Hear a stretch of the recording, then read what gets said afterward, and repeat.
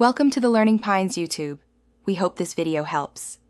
You start by preparing the files and code. Get Python 3, 8 or newer and Pillow installed so you can convert images to ICO.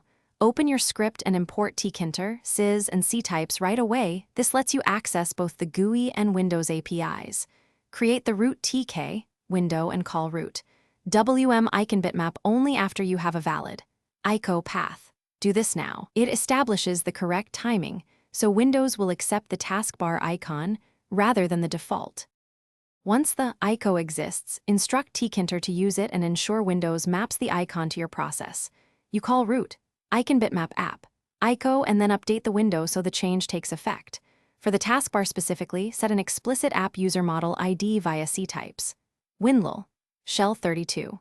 Set current process explicit app user model ID because Windows groups icons by that ID.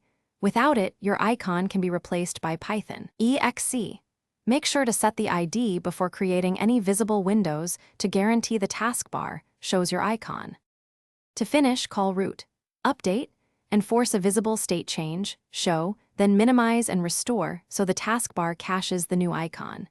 If you still see the Python icon, check that the app user model ID call happened before any windows were created and confirm the ICO is valid at 256x256. If problems persist, restart Explorer or clear the icon cache. This resets Windows caching. Remember, timing and app user model ID versus default process grouping are usually the cause when the taskbar refuses your icon. Thanks for watching.